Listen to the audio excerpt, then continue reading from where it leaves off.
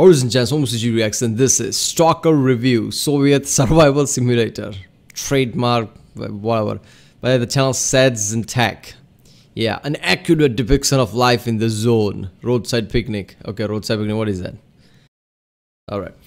Stalker is one of my favorite games of all time. I don't know if I'm biased towards it because during the period of time that I was going through my life at the point which was too perfect for the games like that. I don't know what that was, right? But probably it was a time where my stress levels were really low, right? And I had time basically to play a game and really sink time into, and that's when I played Stalker, all three of them. So I don't know if that's the case or what, but Stalker is one of my favorite game of all time, all three of them, right? First one especially, third one is just improvement, just epic. I love the second one too because of all the features that were put back in that should have been in the first game, right? But they removed it. So yeah, the game is fucking A. So Seth's not gonna say much too bad things about that, right? Right? You better not. It's gonna be fun. I don't know how Seth is gonna talk about this game, man. Like, he's gonna make fun of the, I guess, region, Ukraine. I don't even know what he's gonna do, but it's gonna be fun. Let's watch it. Hey people, Seth here. After a long and healthy life, my old microphone now sounds like this. So, I had to put it down, and I got a condenser mic. I have no idea what I'm doing. Thank you for your patience and understanding. Today, I'll be covering Stalker.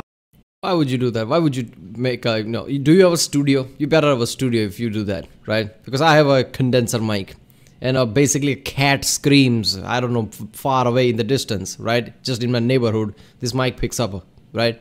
That's why I have lots of filter in to cut off the lower noises so it doesn't pick up any background noise. That's why lots of people say, sometimes it doesn't make sense what you say. Yeah, because some of the words are getting cut off while I'm speaking, right? I have to get a dynamic mic now after this because I made a massive mistake buying it. Oh, the condenser are one of the best mics on the world. Like, fuck it, let's buy it. No, that's not how things work. You need a studio. Stalker, Shadow of Chernobyl.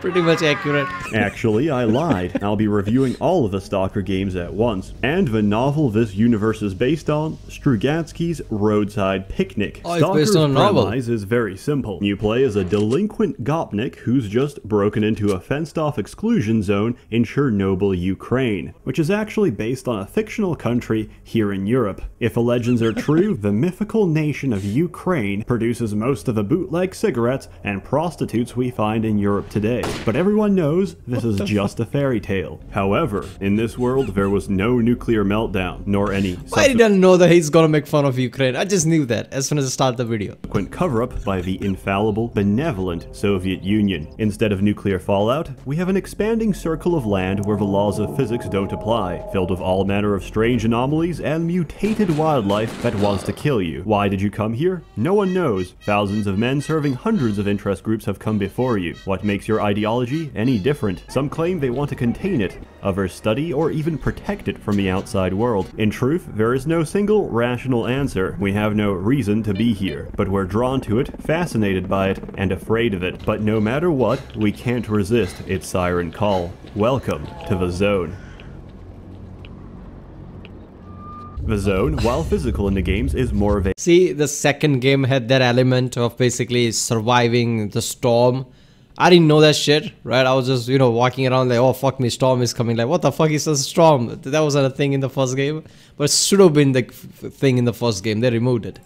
A metaphorical concept. The Zone represents our anxious and often fatal curiosity, our hopes and dreams, and ultimately, our darkest desires. Rumors of the Zone spread throughout our planet. Talk of mutants, weird events, and bizarre artifacts that defy our understanding begin to haunt everyone's imagination. And of course, the promise of treasure beyond your wildest dreams. Stalker is like the discovery of a new world. Everyone wants to go out into the great unknown and give smallpox to the Aztecs, and maybe even leave behind several dozen 1,000 illegitimate mutant children which now lack a father. This is Seth reminding you that being a deadbeat dad isn't cool, even if your son is a malformed, hideous abomination and an insult to God's earth. Take responsibility and kill him yourself. As for the gameplay itself, it's a sandbox survival shooter, and it plays very tightly for a shooter. Most of the guns feel really good. When you're not shooting, you'll be exploring and investigating the world, avoiding anomalies and trying to get those sweet, sweet artifacts that justify the health risk. Seriously. The zone has its own black market economy of... I mean, I like when game and looting is done right? I mean, I'm not an expert at this, but there is an incentive to hunt artifacts. Not just all the benefits that would make you like a superhuman. It would give you real world benefits. Not just that, but if you sell those, right, you get good enough money compared to everything else. You sell what, 15, 20, fucking 30 AK-47s before you make any money? You could do that with one artifact, right? And it's fucking worth it. Like if you go out and in the anomalies, there is a danger, some unknown mutants are there, right? And you hunt for anomalies, go back and sell to basically him, the trader. Right, so that is just the feeling this game gives you. It's just, I've never experienced anything like this. People say Metro come close, but Metro its own thing. Metro is not like Stalker. Stalker is completely different. I'm so glad they're making second one, right? Stalker 2. I hope they keep the main core of it alive, all the feel, and don't go overboard with the sound effects and shit. Because the charm of the Stalker is with whatever the environment it brings, I guess. If you over dramatize it, it's just going to be bad. Of selling artifacts back to governments, research groups, and private collectors. Sadly, you're at the bottom end of this lucrative pipeline. You're like a cocaine farmer in Colombia. Your life is short, miserable, and underpaid, and you're easily replaceable. The average artifact typically goes for about $20 on the black market, barely enough to restock your ammunition and buy some typical Slavic cuisine: canned tuna, kielbasa, and stale bread. And of course, Monster Energy Zero Ultra, the USSR drink of choice. For added immersion, I recommend eating Stalker cuisine in real life. Luckily, my house has all of the aforementioned dishes. My bread is just a little bit more fragrant than the zone's. For even more immersion, you can try going outside. Who knows what sort of artifact lookalikes you'll find. Oh look, a gravy, and here's a stone blood, and here's a used hypodermic needle. These only appear in the extremely rare Junkie Crack Den anomaly. How curious. For Westerners, Stalker is a game about surviving a harsh, unforgiving place where there's no one to help or rescue you, human contact is limited, and you're left isolated from the outside world. For Slavs, Stalker is a simulation of everyday life, surviving a harsh, unforgiving place where there's no one to help or rescue you, human contact is limited, and you're left isolated from the outside world. How accurate you want the simulation to be is based on the difficulty you pick. Ah yes, the 4 genders: Rookie, Stalker, Veteran, and Master. Lowering the difficulty results in more mutations in the people, as they develop genetic adaptations to bullet fire and employment. For this reason, it's completely fine to learn the game on Stalker difficulty, but if you find that firefights take too long, I recommend bumping it up to Master. It's a strange way to do difficulty, but it makes sense once you're comfortable with the mechanics. If you're interested in playing all the games, the natural order would be Shadow of Chernobyl, Call of Pripyat, and then Clear Skies. If you only have time for one of them, play Pripyat. If you want even more, install Call of Chernobyl. It links every game. I don't know, man. I get it. Call of Pripyat is the fucking best game out of 3 as a game. I feel like Shadow of Chernobyl is just better because how it introduced you to the game, right? You slowly, go in a discovery mode, slowly discover one after another more mutant. I remember going to the army warehouses, right, at the earlier times, right? You basically, go through your first map, take a left, right, through garbage, and then there is a small area where you do firefight, and from there you go to army warehouses through the tunnel, right? And in that tunnel, it's just like, the best horror film type of setup there is, right? It's dark, but yellow light is flashing because it's underground, right? Then you see something simmering in the, behind background. It's very dark, you can barely pick it up, and you're like, wait a minute, is that a game bug? What is that? Then you see that slowly approaching, like, holy shit, that's something. You shoot it, and apparently it's a new type of mutant. Something like that. That experience has been with me forever. I've never experienced anything like that in any game. map, and you can play as any faction, including bandits. It also removes almost all English voice acting from the game, which is far more fitting to the atmosphere, as there's many words to describe the average Russian, and bilingual is not one of them. Despite how hostile the zone is, it can also be quite comfy. Sitting around the campfire with other stalkers and listening to them play guitar and tell jokes in Russian is a very pleasant and homey experience, and gives you temporary relief from the choking isolation and dread you'll feel everywhere else. Admittedly though, bandit camps have some of the best music. Unsurprisingly, this game is pretty fucking spooky at times. The mutants of the zone grunt, squeal, and lunge at you with a moment's notice, and they have a habit of doing it whenever your guard is down. Luckily, some of the most dangerous mutants are extremely rare. Oh no. In a perfect world. This one, basically scared me. Like, what the fuck is this? Men like me would not exist.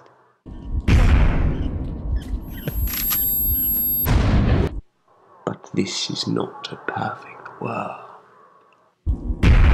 But surviving an encounter with one of There them you go. will This is leave what I was you talking about. shaken and traumatized. Call of Pripyat is the most developed of the free titles. Hunting for artifacts becomes more than just platforming and throwing screws at vibrating pockets of air. You now have different devices to help you spot and locate artifacts invisible to the human eye, which now also appear inside and around the formation of different anomalies. One wrong move and you'll be torn apart, shocked, or incinerated. Luckily, some of the anomalies are much more benign and harmless than others. Mark 1. What the hell? In Call of Pripyat, they also added emissions. Emissions exist to make you There you shit go. your pants and disrupt whatever plans you had. These Seriously. are incredibly violent energy storms originating from the Chernobyl National Power Plant. Seriously, holy shit. The best thing about this game is just, that it has no music, I guess. In background music or anything like that. Everything is just raw. Even in this, emissions, right? The sounds it makes. Suppose the darkness that it has. Look at all the darkness. Like, game is pretty dark at the night, basically. And then this kind of emissions have a sky lit up like that, right? And you basically run inside. Then I think in the third game there are multiple emissions. There is a psi emission, there is radiation type of thing. There's way too many different emissions, if I remember correctly.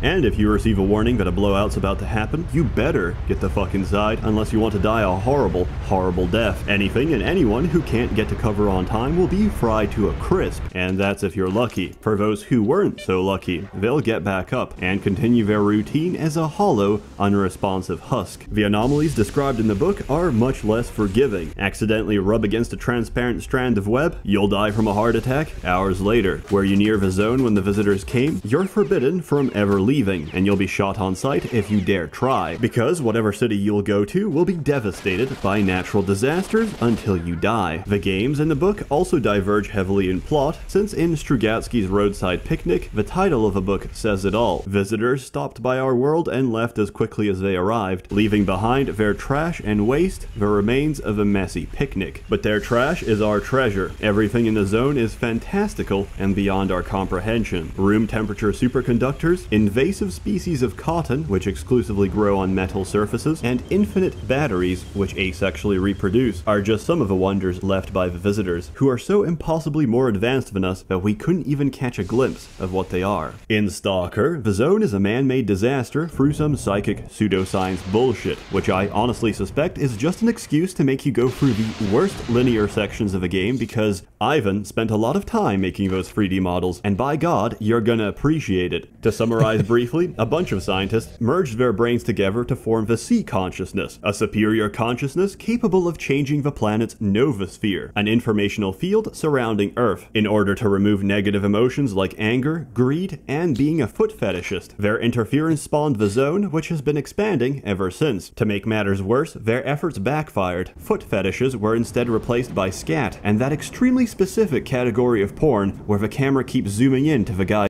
Or I was just thinking that why does Seth videos notice says age restricted video? But this whole thing is age restricted. Like every single scene. Seth just went all out and left, fuck it.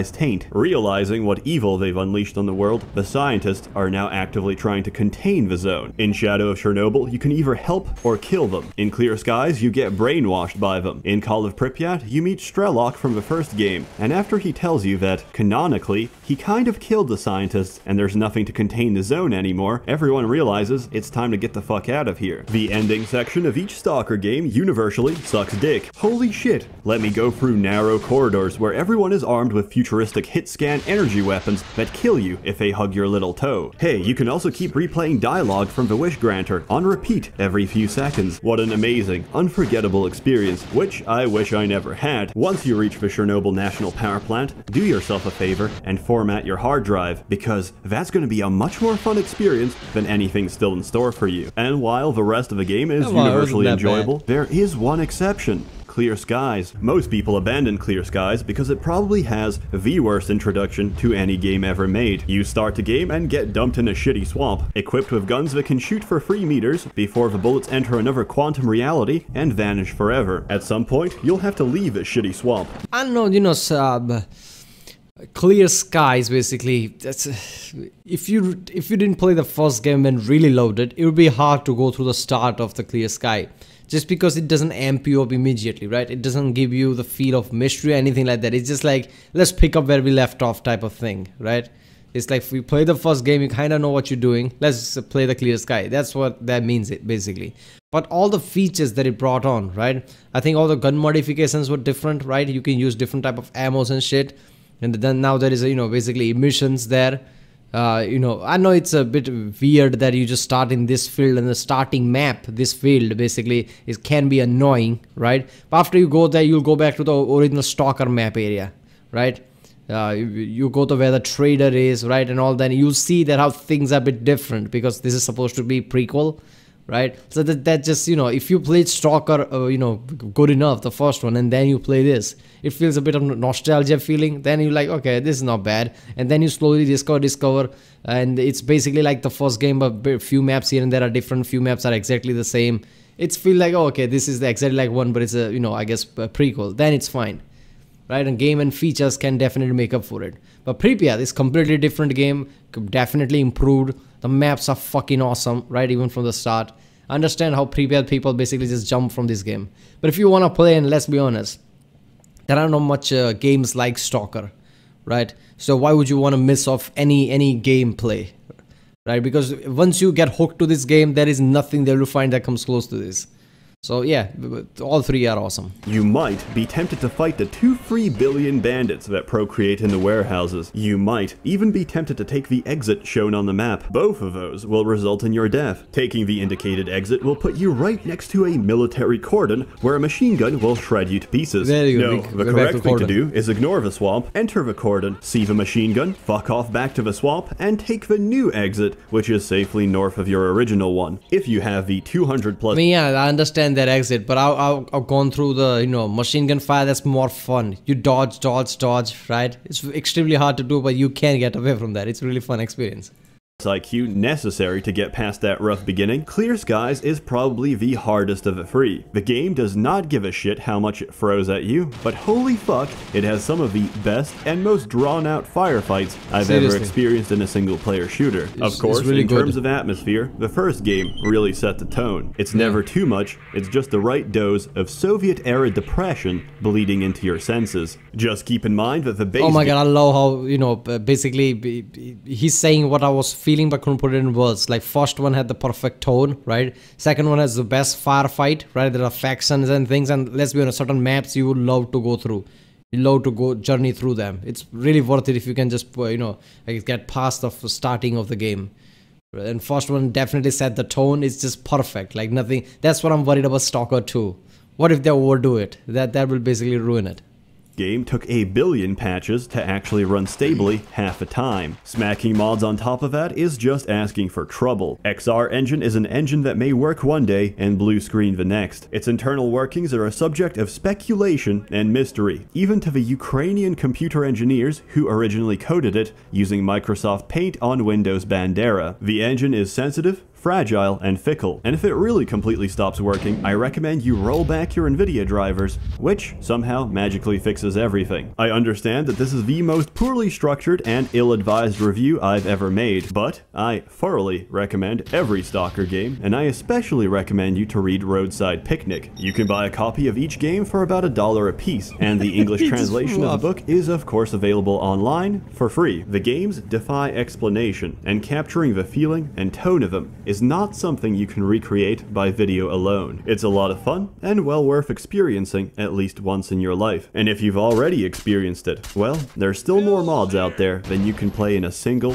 natural lifespan. As always, more content to come, so stay tuned. That content will be better structured. A warm thank you to the many members of a Merchants Guild. Yep, there we go. Seriously, man. Stalker is really one of the best games, right? You really have to put through it. There's not that many series or even games that I like at this level, right? So Stalker is really good.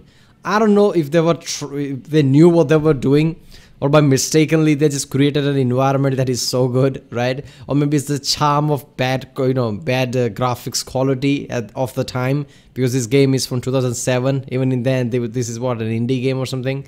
So they didn't have the resources to make really good looking game in a way, and that made it more dark and had its more charm. I don't know if that's the case. I guess we'll see when the Stalker 2 comes out, right? If it doesn't feel the same, then we'll know that it has more technology than it should, I guess. But yeah, original Stalker was so fucking awesome, all three of them, and every three are fucking good. First one is introductory. That's a must. If you want to feel for Stalker, you should start with the first. Even if it feels a bit of a grind at sometimes, it's a sandbox type of game. It's a massive game, right? Open world game. Looting, doing a small question, it's the feel of things. Like, you need to understand who you are as a player, right, and what you're trying to do. It makes sense slowly, and it just becomes a journey. It's fucking awesome. Alright people, if you like my reaction, don't forget to like, subscribe, check out the Rick Sunday, there's a link in the description. Check out the cards, check out the end cards, and yeah, I'll see you next time.